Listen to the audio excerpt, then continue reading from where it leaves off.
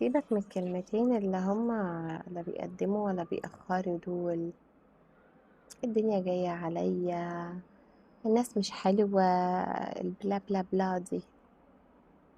والله ممكن الدنيا تبقى جاية عليك جدا ومش قادر ومش طايق نفسك وحاسس ان الدنيا بقت سودة، وفجأة يحصل لك موقف تحس ان هو الله ايه ده. لا، الدنيا لسه فيها بخير.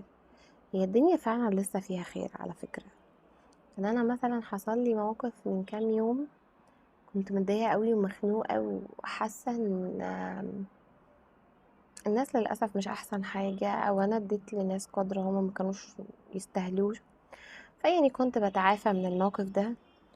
فجأة سجلت فيديو عن مواليد التسعينات اللي انا منهم، ولقيت حد ظهر لي في الكومنتات، اول صاحبة ليا معرفش عنها حاجة، زي جو الافلام كده. كان عند بيت جدتي وهي بيت العيلة بتاعها، ودي جدتي اللي مربياني. كنا بنلعب مع بعض، لقيتها كاتبالي كومنت بتقولي فاكرة لعبة السيجا؟ طب فاكرة لعبة شبر وشبرين؟ انا بصيت لي الاسم واتخضيت كده. ايه، هو معقول تكون ده الشخص اللي كانت صاحبتي وفجأة ما بقتش موجودة وبيته ما بقاش موجود، وبعد فترة البيت اتباع وما بقتش موجودة خالص ولا اعرف عنها حاجة؟ ده بجد. انا حرفيا اتنططت من الفرحة، كنت مبسوطة قوي، اللي هو يا اول صاحبة ليا الله سيجا. انا فجأة بقى في، مش عارفة، الاحساس كان غريب شوية، بس كأني رجعت للسن الصغير اللي انا كنت بلعب فيه سيجا قدام بيت جدتي في الشارع، قدام بيتهم، وشبر وشبرين انا وهي واخوها الصغير. ما شاء الله احنا كبرنا كلنا واتجوزنا، واخوها الصغير اللي هو انا ما توقعتش انه ممكن يكون فاكر الحاجات دي برضو ما شاء الله اتجوز وخلف. انا حسيت بطبطبة على قلبي وفرحة مش طبيعية. حسيت ان هو لا، الدنيا لسه بخير قوي. اللي هو لو حد مش طامر فيه ولا حد مش كويس فدي لله خلاص، يعني ملوش لازمة انك تقعد تأنب في نفسك. انا عملت كده وهم عملوا كده، وتقعد تعيد وتزيد وتحرق في نفسك. حرق الأعصاب ده بجد محدش يستحقه. انت لازم تحب نفسك علشان نفسك، آه، مش عشان خاطر تقعد تقهر في نفسك وتفتكر ايه الحلو اللي انت عملته وايه الوحش اللي خدته منهم.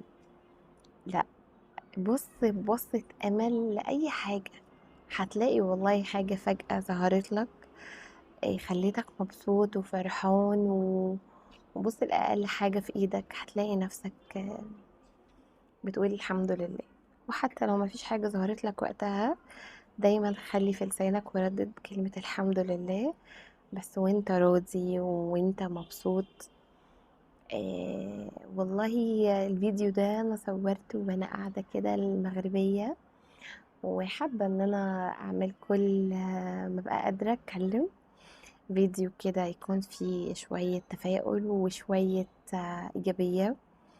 ويا جماعة الدنيا حلوة بجد والله، ومحدش يستاهل انك تزعل علشانه.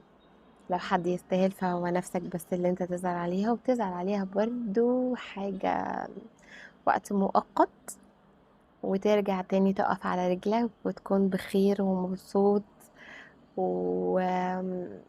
وشكرا لصاحبتي اللي ظهرت في وقت انا فعلا يعني كنت مش احسن حاجة، وبسطتيني ووجودك بسطني، والحمد لله ان انا نزلت الفيديو بتاع التسعينات اللي خلاكي قدرتي توصلي لي وشكرا لكل الناس الحلوة اللي في حياتنا، وشكرا برضو للناس اللي علمتنا ان احنا ما نثقش قوي ولا نآمن لأي حد في الدنيا من غير تحديد بقى.